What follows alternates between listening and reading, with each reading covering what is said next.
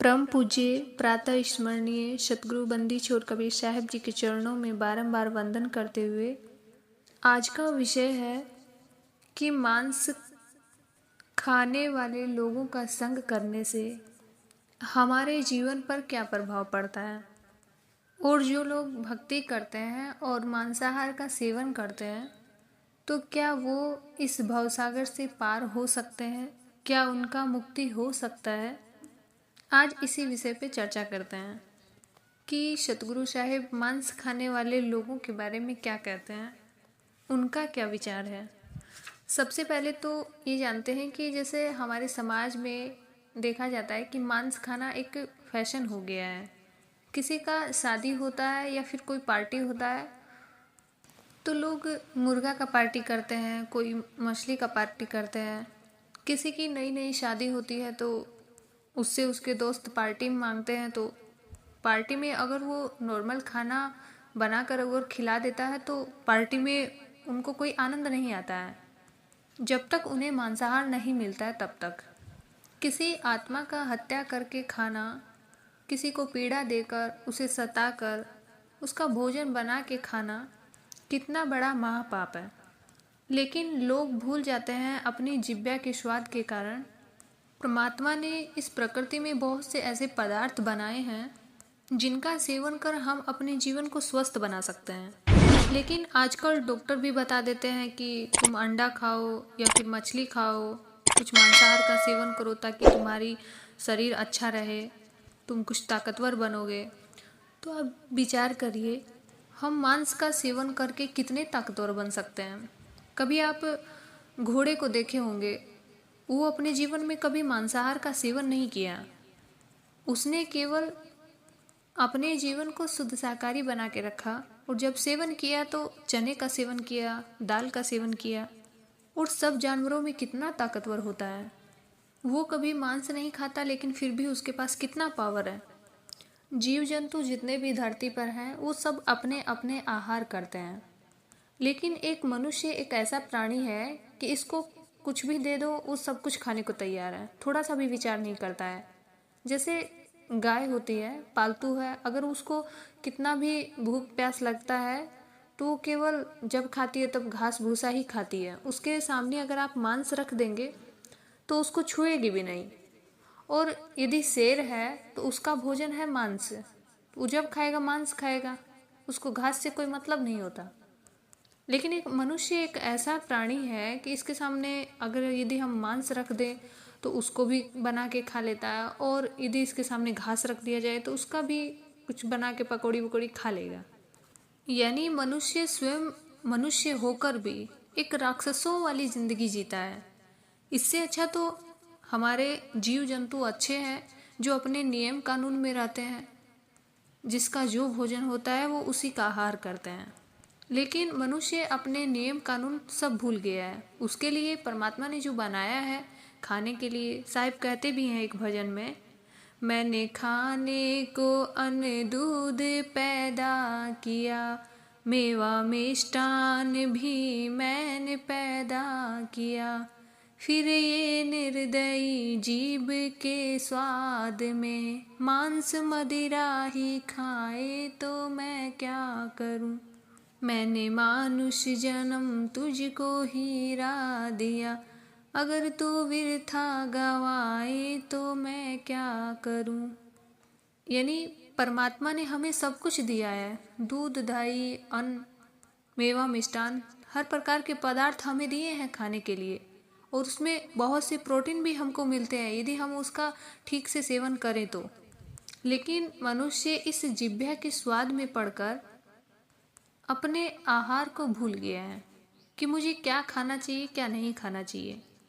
और फिर जिस प्रकार का भोजन वो सेवन करता है उसी के अनुसार उसका मन बदलता रहता है।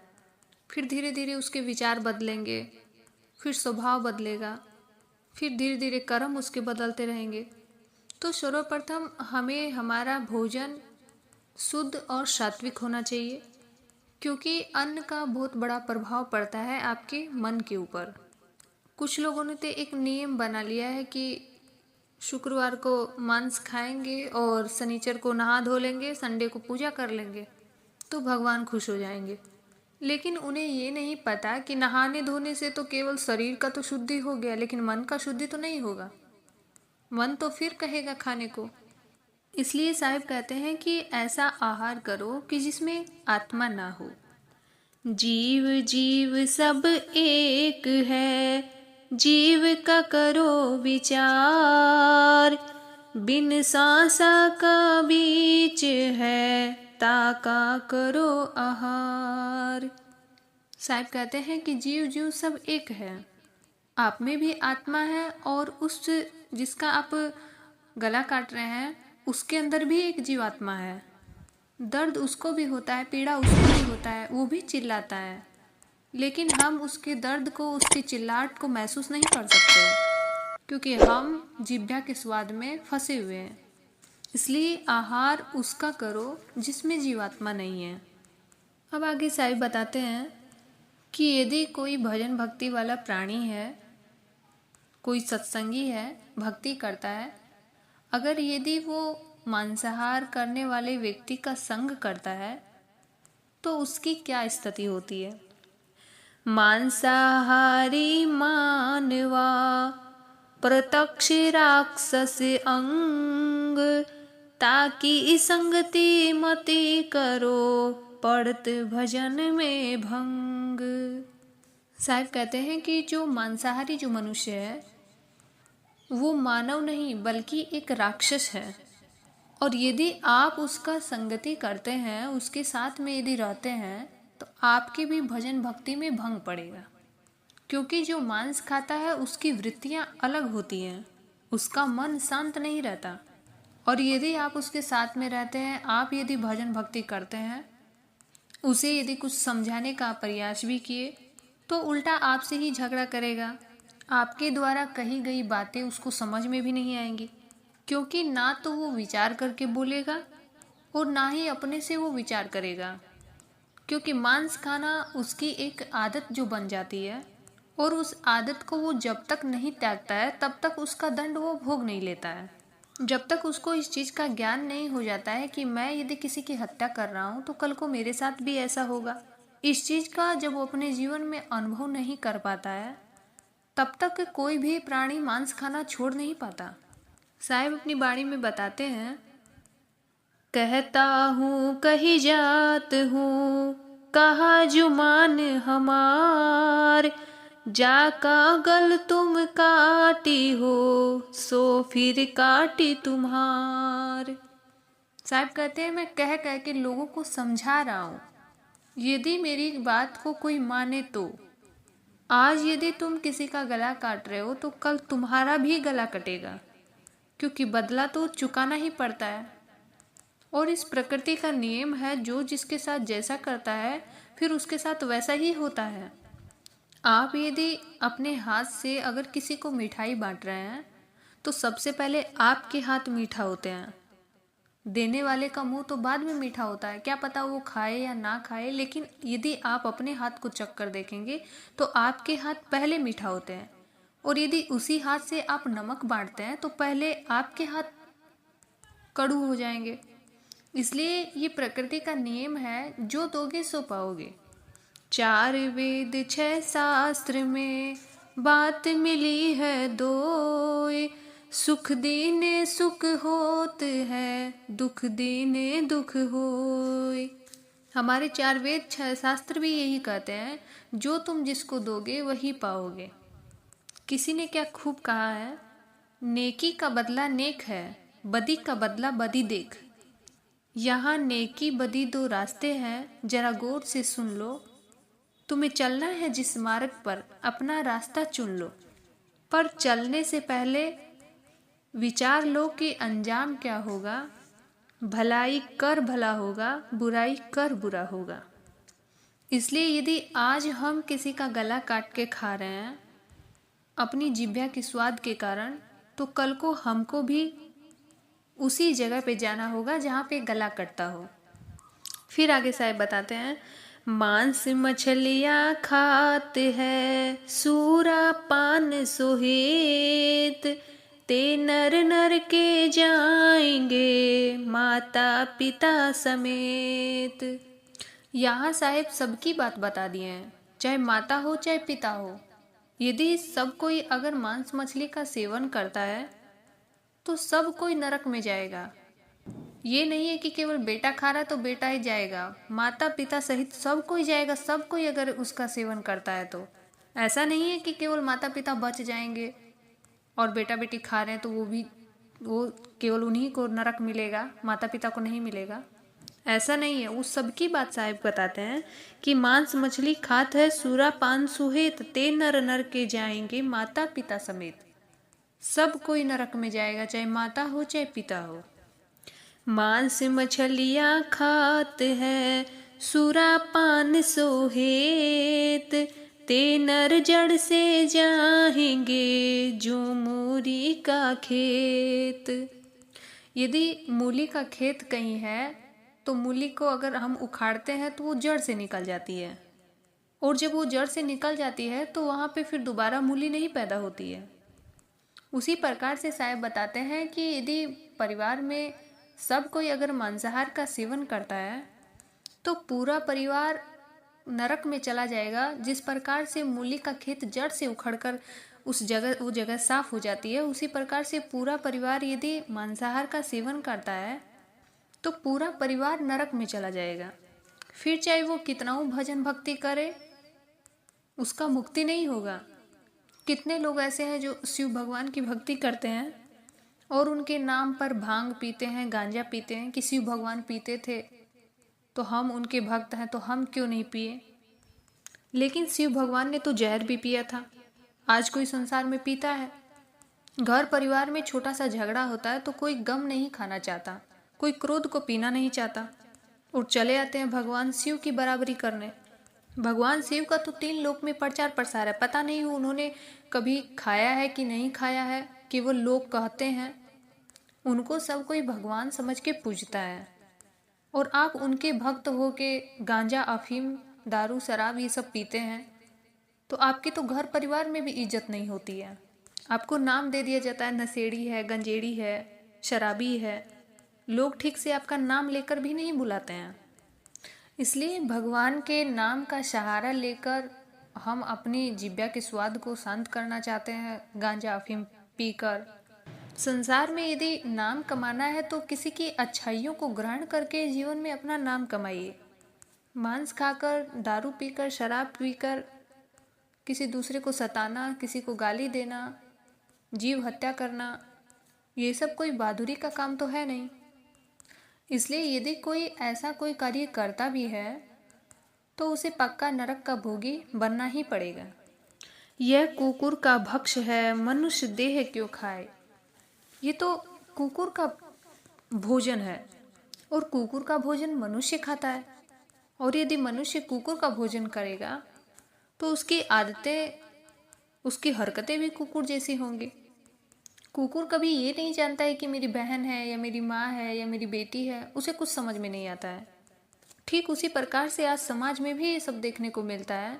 जो ऐसा भोजन करता है, ऐसा अगर सेवन करता है तो उस मनुष्य की वृत्ति भी उस कुकुर जैसी हो गई है। उसे भी समझ में नहीं आता कि मेरी माँ की उम्र की है तो उसके साथ मैं किस तरीके का व्यवहार करूँ, मेरी बहन की उम्र की है, मेरी बेटी की उम्र की है तो उसके साथ मैं किस तरीके का व्यवहार करूँ। इसलिए मांसाहार का सेवन त्याग कर अपने जीवन को शुद्ध और शाकाहारी बनाइए। बकरी पाती खात है ताकि काड़ी खाल, जो बकरी को खात है तिनका कौन हवाल। साहब कहते हैं जो बकरी होती है वो जीवन भर केवल हरी हरी पत्ती खाती है। हरी हरी पत्ती खाने के बावजूद भी उसकी सजा क्या है, उसका गला काट दिया जाता है। तो साहब कहते हैं कि विचार करो, एक बकरी ने जीवन भर पत्ती खाया तो उसकी ये दशा है, और जो बकरी को काट के खा रहा है उसकी क्या दशा होने वाली है। इसलिए मनुष्य को विचार करना चाहिए कि जो भोजन हम कर रहे हैं, जिस मांसाहार का हम सेवन अपने जीवन में कर रहे हैं, उसका दंड तो हमें अवश्य ही भोगना पड़ेगा। एक तरफ हम ये भी कहते हैं कि कण कण में भगवान बसे हुए हैं। हमारा ये मानना होता है कि कण कण में भगवान है, तो बताइए, जिस जीव को हम मारते हैं क्या उसके अंदर भगवान नहीं है? एक तरफ मंदिर में जाके हम पूजा करते हैं, भगवान को फल फूल सब कुछ चढ़ाते हैं, उनसे प्रार्थना करते हैं, और वही दूसरी तरफ अपनी जिह्वा के स्वाद में पड़कर हम किसी जीव की हत्या करते हैं, उसके अंदर भी तो भगवान है। तो इसका मतलब हम किसी जीव को नहीं बल्कि हम भगवान ही को मार रहे हैं। जब हमारी ये सोच है कि कण कण में जब भगवान है तो हम गला भी किसका काट रहे हैं? भगवान ही का काट रहे हैं। तिल भर मछली खाए के कोटि गऊ दे दान, काशी करवत ले मरे तो भी नरक निधान। साहब कहते हैं कि यदि तिल के समान छोटा सा भी अगर यदि हम मछली खाते हैं और करोड़ों यदि गऊ का दान करते हैं तो भी हम मुक्त नहीं हो पाएंगे। इस संसार में सबसे बड़ा पाप यदि कोई है तो वो है आत्महत्या किसी का करना। किसी आत्मा को मार कर खाना सबसे बड़ा पाप है। और फिर चाहे उसके लिए हम कितने भी करोड़ों दान कर दें, एक जीव को मारने के बाद यदि हम 100 जीव दान भी कर देते हैं फिर भी हम उस पाप से चूक नहीं पाते हैं। उस पाप को तो हमें भोगना ही पड़ता है। कई बार देखा जाता है किसी के हाथ से अगर किसी बिल्ली का अगर जान चला जाता है, कोई मार देता है, किसी के हाथ से अगर किसी पक्षी का मृत्यु हो गया तो लोग पंडित जी के पास जाते हैं और पूछते हैं कि हमारे हाथ से ये थोड़ा पाप हो गया, तो उसको बताइए क्या किया जाए। तो पंडित जी उनको उपाय बताते हैं कि आप सोने का बनाकर एक दान में दे दीजिए, आपका पाप कट जाएगा। आत्मा तो अनमोल है, उसका तो कोई मोल ही नहीं है। यहाँ तक कि इस शरीर का कोई मोल नहीं है, ये अमूल्य है। और हम एक जीव को मारने के बाद उसके बराबर एक सोने का या चांदी का बना के दे देते हैं और विचार करते हैं कि हमारे पाप कट जाएंगे। तो ये तो हमारी अज्ञानता है। उस आत्मा का मोल एक सोने का मोल के बराबर है। यहाँ तो साहब बताते हैं कि अगर तुम तिल के सम्मान भी यदि मछली का सेवन करते हो और करोड़ों गऊ अगर दान में दे देते हो तब भी तुम्हारा पाप नहीं कटने वाला, फिर भी तुम्हें नरक ही भोगना पड़ेगा। इसलिए बंधुओं, यदि हिंदू हो चाहे मुस्लिम हो, यदि दोनों ही मांसाहार का सेवन करते हैं तो दोनों की मुक्ति कभी नहीं होगी। साहिब कहते हैं, हिंदू के दाया नहीं मेहर तुर्क के नाई, कहे कबीर दोनों गए 184 माही। साहिब कहते हैं यदि हिंदू के हृदय से दया खत्म हो जाती है और तुर्क के हृदय से यदि मेहर खत्म हो जाती है, कहे कबीर दोनों गए 184 माही, तो दोनों कहाँ चले जाएंगे? 84 लाख योनियों को भोगेंगे। ब्रासिंग अवतार है समुझत नहीं गवार, सुर नर मुनि जी जपत है तिन तिन करे आहार। मच्छ कच्छ अवतार है समुझत नहीं गवार, सुर नर मुनि जपत है हनिति करे आहार। हमारे धर्म ग्रंथों में ये लिखा है कि भगवान विष्णु के 10 अवतार हुए थे और उन 10 अवतारों में ब्राह का अवतार रहा था, सिंह का अवतार हुआ था, मछली का हुआ था, कछुए का हुआ था। तो साहिब कहते हैं कि उनको सुर नर मुनि जपते हैं, उनका ध्यान करते हैं, उनकी पूजा आराधना करते हैं। मछली का अवतार भगवान विष्णु रहे हैं और आप उन्हीं को काट के खा रहे हैं। आप उनकी पूजा भी करते हैं। घर घर में लड्डू गोपाल मिलेंगे, हर घर में भगवान कृष्ण की पूजा करते हैं लोग, लेकिन फिर भी ये नहीं समझते हैं कि एक मछली का अवतार भी भगवान विष्णु रहे हैं और उन्हें ही काट के आप खा रहे हैं। तो फिर कैसी भक्ति, कैसी पूजा, कैसी आराधना, कैसा भगवान के प्रति प्रेम? यदि भोजन हमारा शुद्ध नहीं है तो हम भगवान के प्रेम से, भगवान की भक्ति से लाखों कोस दूर हैं। जब भक्ति से हम दूर हैं तो हमें मुक्ति कैसे मिल सकती है? और यदि कोई मांसाहार का सेवन नहीं भी करता है और मांसाहार का संग करता है तो साहेब बताते हैं कि उसके भी भजन भक्ति में भंग पड़ता है, उसकी भी भक्ति में हानि होता है।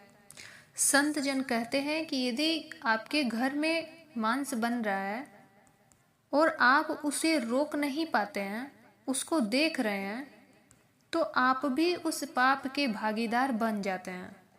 भले ही आप नहीं खाते हैं, लेकिन फिर भी आपको उस पाप का भागीदार बनना पड़ता है। इसलिए याद रखें कि यदि कोई मांस मछली का सेवन करता है, कोई मांसाहार का सेवन करता है, तो उसके सानिध्य में हम ना ही रहें तो हमारे लिए बेहतर है। और यदि उनके सानिध्य में हम रहते भी हैं तो उन्हें बढ़ावा देने की बजाय उन्हें रोकने का प्रयास जरूर करें, वरना जितनी भक्ति हम करते हैं उस भक्ति का कोई फल हमें कभी प्राप्त नहीं होगा। और मांस खाने वाला व्यक्ति अगर ये विचार करता है कि हम मुक्त हो जाएंगे, भगवान का भजन भक्ति करते हैं, तो ये उसका केवल एक भ्रम है। और इस भ्रम से यदि वो जल्द ही निकल जाए तो उसका जीवन सुधर सकता है, नरक का भोगी बनने से बच सकता है। इसलिए मांसाहार को त्याग कर अपने जीवन को शुद्ध और शाकाहारी बनाएं और भजन भक्ति कर जीवन को उज्जवल बनाएं। इसी के साथ हम अपनी वाणी को विराम देते हैं। एक बार प्रेम से बोलिए, सतगुरु साहिब जी के चरणों में साहे बंदगी, साहे बंदगी, साहे बंदगी।